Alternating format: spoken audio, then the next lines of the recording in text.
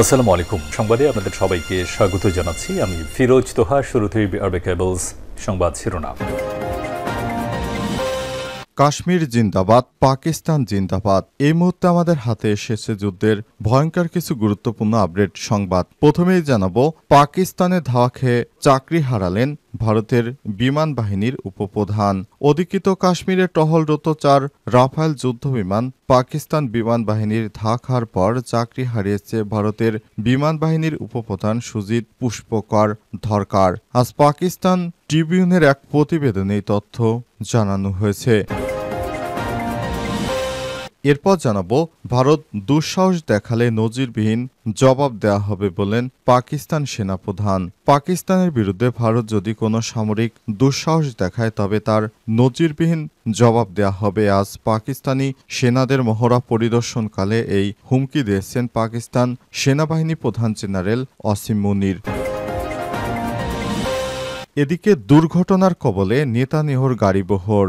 ইসরায়েলের প্রধানমন্ত্রী বেঞ্জামিন নেতানিয়াহুর গাড়িবহর দুর্ঘটনার কবলে পড়েছে বলে জানা গেছে। এই ঘটনার পর গাড়িবহরটি থেমে যায় বলে জানিয়েছে ইসরায়েলের সম্প্রচার কর্তৃপক্ষ। এতে বলা হয়েছে, গাড়িবহরটি সম্ভবত একটি মোটরসাইকেলের সঙ্গে সংঘর্ষে লিপ্ত হয়েছিল। দুর্ঘটনার পর নেতানিয়াহুকে সরাসরি সংঘর্ষের মুখে পড়া গাড়ি থেকে দূরে সরিয়ে নেওয়া হয়। এবারে জানাবো, যুক্তরাষ্ট্রের জাতীয় নিরাপত্তা উপদেষ্টা রুবিও মাইক ওয়াল্টাসকে অব্যাহতি।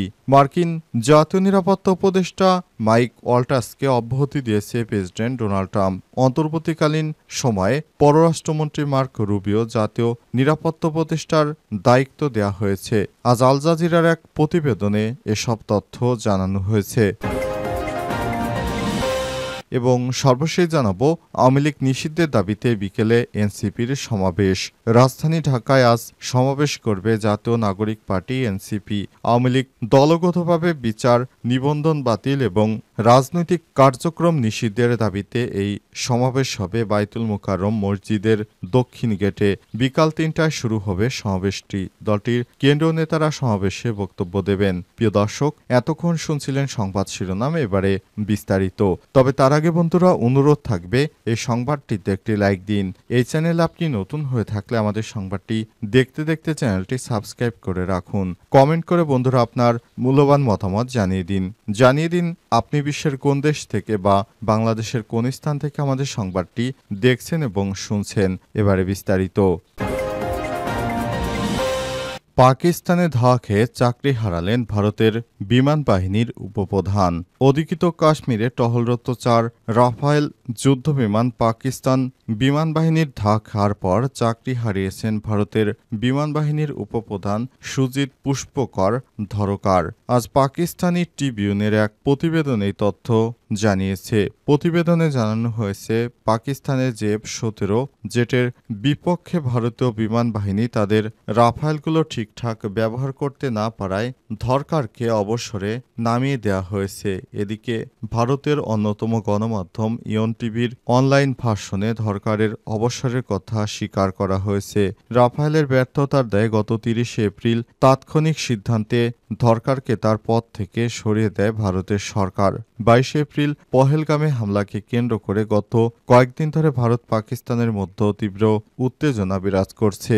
গত 30শে এপ্রিল ভারতীয় বিমান বাহিনী IAF এর 4টি রাফায়েল যুদ্ধ বিমানকে অধিকৃত কাশ্মীরে টহল দিতে দেখা যায়। এরপর PAF এর অর্থাৎ পাকিস্তান বিমান বাহিনীগুলোর তাৎক্ষণিকভাবে ভারতীয় যুদ্ধ বিমানগুলোকে দেখতে পায়। PAF এর কঠোর পদক্ষেপের ফলে ভারতীয় রাফায়েল জেটগুলো আতঙ্কিত হয়ে সেখান থেকে পালিয়ে যেতে বাধ্য হয়। পাকিস্তানি নিরাপত্তা কর্মকর্তারা জানান, PAF জেটগুলো তাদের টহল দেওয়ার সময় দ্রুত ভারতীয় যুদ্ধবিমানগুলো শনাক্ত করে, যার ফলে রাফায়েল জেটগুলো বিভ্রান্তি ও তাড়াহুড়ো করে পিছু হটে। পাকিস্তানের বিরুদ্ধে রাফায়েল জেটের এই ব্যর্থতার ফলে ভারতের বিমান বাহিনীর উপপ্রধান হিসেবে নিয়োগের 7 মাসের মাথায় পদ থেকে ধরকারকে অবসরের নামিয়ে দিয়েছে দেশটির সরকার। ভারতের দুঃসাহস রুখে দেবে পাকিস্তান। ভারত দুঃসাহস দেখালে নজিরবিহীন জবাব দেওয়া হবে বললেন পাক সেনাবাহিনী প্রধান। পাকিস্তানের বিরুদ্ধে ভারত যদি কোনো সামরিক দুঃসাহস দেখায় তবে তার নজিরবিহীন জবাব দেওয়া হবে। বৃহস্পতিবার ১ মে পাকিস্তানি সেনাদের মহড়া পরিদর্শনকালে এই হুমকি দেন পাক সেনাবাহিনী প্রধান জেনারেল ওয়াসিম মুনির। এ সময় একটি ট্যাঙ্কারের উপর দাঁড়িয়ে তিনি বলেন, স্পষ্ট করে বলছি, ভারতের যে কোনো সামরিক দুঃসাহসের জবাব দ্রুততার সঙ্গে নজিরবিহীনভাবে দেওয়া হবে। জাতীয় স্বার্থ রক্ষায় তাদের প্রস্তুতি ব্যাপক এবং সংকল্পবদ্ধ। পাকিস্তানের সংবাদ মাধ্যম দ্য ডন দেশটির ISPR এর বরাতে জানিয়েছে, পাক সেনাবাহিনী মংলা স্ট্রাইক কর্পস পাঞ্জাবের ঝিলামে হ্যামার স্ট্রাইক মহড়া চালিয়েছে। সেখানে গিয়েছিলেন সেনাবাহিনী প্রধান ওয়াসিম মুনির। এ সময় সেনাদের মনোবল ও প্রস্তুতির প্রশংসা করেছেন তিনি। সীমান্তে অবস্থান শক্ত করছে পাকিস্তান সেনারা। এদিকে ট্যাঙ্ক, কামান, গোলা নিয়ে সীমান্তে অবস্থানের সামরিক মহড়ার বিপরীতে ভারতের আত্মরক্ষার প্রতি সমর্থন জানিয়েছে যুক্তরাষ্ট্র। এক সংবাদ সম্মেলনে গতকাল পাকিস্তানের উপপ্রধানমন্ত্রী ও পররাষ্ট্রমন্ত্রী ইসাকদার জানিয়েছেন, পাকিস্তান আগে থেকে যুদ্ধ শুরু করবে না। ভারত যদি তাদের উপর কোনো কঠোরভাবে হামলা করার চেষ্টা করে তাহলে তার জবাব দেওয়া হবে। তিনি আরও বলেছেন, বিশ্ব নেতারা সংযম প্রদর্শনের আহ্বান জানাচ্ছেন। সরকার এবং জাতির পক্ষ থেকে আমি স্পষ্ট করছি, পাকিস্তান প্রথমে কোনো উত্তেজনা বৃদ্ধির ব্যবস্থা নেবে না, যুদ্ধ শুরু করবে না। তবে ভারতীয় পক্ষ থেকে যদি কোনো কিছু করা হয় আমরা শক্তিশালীভাবে এর জবাব দেব। 22 এপ্রিল ভারত নিয়ন্ত্রিত জম্মু কাশ্মীরের পেহেলগামে ভয়াবহ বন্দুক হামলা হয়। এর সঙ্গে পাকিস্তান পরোক্ষভাবে জড়িত আছে বলে অভিযোগ তোলে নয়াদিল্লি। এরপরই পাকিস্তানের সঙ্গে ভারতের উত্তেজনা তৈরি হয়। ভারত এই ঘটনা নিয়ে রাজনীতি করছে অভিযোগ করে পাক পররাষ্ট্রমন্ত্রী বলেছেন, পেহেলগামে এ নিয়ে ভারতের রাজনৈতিক উদ্দেশ্য প্রণোদিত এবং অত্যন্ত উত্তেজনাপূর্ণ যে পরিবেশ তৈরি করেছে সেটির জন্য এই পুরো অঞ্চলের শান্তি এবং স্থিতিশীলতা হুমকির মুখে পড়েছে। দুর্ঘটনার কবলে নেতানিয়াহুর গাড়িবহর।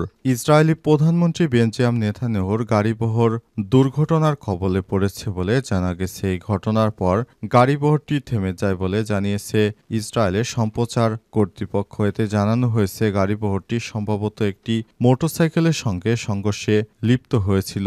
দুর্ঘটনার পর নেতানিয়াহুকে সরাসরি সংঘর্ষের মুখে পড়া গাড়ি থেকে দূরে সরিয়ে নেওয়া হয়। মঙ্গলবার 29 এপ্রিল জেরুজালেমে নেতানিয়াহুর অফিসের কাছে দুর্ঘটনাটি ঘটে। তবে এই দুর্ঘটনায় নেতানিয়াহু আহত হননি বলে জানিয়েছে কর্তৃপক্ষ। প্রতিবেদনের তথ্য মতে এদিন নিজের বিরুদ্ধে আনা দুর্নীতির অভিযোগের জবাব দিতে তেল আবিব জেলা আদালতে 27তম বারের মতো হাজির হন নেতানিয়াহু। ঘুষ, জালিয়াতি এবং বিশ্বাসভঙ্গের অভিযোগে নেতানিয়াহুর বিরুদ্ধে অভিযোগের শুনানির জন্য আদালত সপ্তাহে 2 বার ডাকে। নেতানিয়াহুর শুনানি আগামী 7 মে শেষ হওয়ার কথা রয়েছে।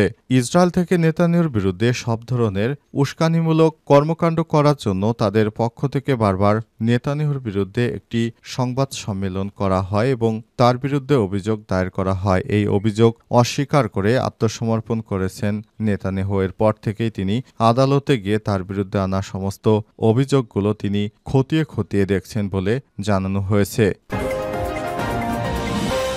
আওয়ামী লীগ নিষিদ্ধের দাবিতে বিকেলে এনসিপির সমাবেশ। রাজধানী ঢাকায় আজ সমাবেশ করবে জাতীয় নাগরিক পার্টি এনসিপি। আওয়ামী লীগের দলের বিচার, নিবন্ধন বাতিল এবং রাজনৈতিক কার্যক্রম নিষিদ্ধের দাবিতে এই সমাবেশ হবে বায়তুল মোকাররম মসজিদের দক্ষিণ গেটে। বিকাল 3টায় শুরু হবে সমাবেশ। দলটির কেন্দ্রীয় নেতারা সমাবেশে বক্তব্য রাখবেন। এনসিপির যুগ্ম সদস্য সচিব দপ্তর সালেউদ্দিন সিফাত স্বাক্ষরিত এক সংবাদ বিজ্ঞপ্তিতে এই তথ্য জানানো হয়েছে।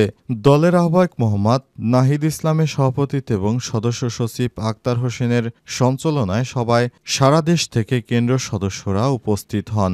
সভায় সাংগঠনিক গতিশীলতা বৃদ্ধির লক্ষ্যে একটি পলিটিক্যাল কাউন্সিল গঠন করারও সিদ্ধান্ত গ্রহণ করা হয়, যা সংগঠনের সকল নীতি নির্ধারণী সিদ্ধান্ত গ্রহণ করবে। পলিটিক্যাল কাউন্সিল গঠন করার পরও সিদ্ধান্ত গ্রহণ করা হয়, যা সংগঠনের সকল নীতি নির্ধারণী সিদ্ধান্ত গ্রহণ করবে। পলিটিক্যাল কাউন্সিল কর্তৃক গৃহীত সিদ্ধান্ত বাস্তবায়নে সভায় একটি নির্বাহী কাউন্সিল গঠনের সিদ্ধান্ত নেওয়া হয়েছে। 3 মাস পর এই কমিটির অবস্থান বিচার নবায়ন পুনর্মূল্যায়ন বা নতুন সদস্য অন্তর্ভুক্ত করা হবে। একই সঙ্গে সবাই দলের গঠনতন্ত্র প্রণয়নে ৫ বা ততোধিক সদস্যের সমন্বয়ে একটি গঠনতন্ত্র প্রণয়নের টিম গঠনের সিদ্ধান্ত গৃহীত হয়। ওই টিমকে আগামী ১ সপ্তাহের মধ্যে দলের খসড়া গঠনতন্ত্র প্রণয়ের নির্দেশনা দেওয়া হয়। এছাড়াও সবাই আওয়ামী লীগের দলগত বিচার নিবন্ধন বাতিল এবং রাজনৈতিক কার্যক্রম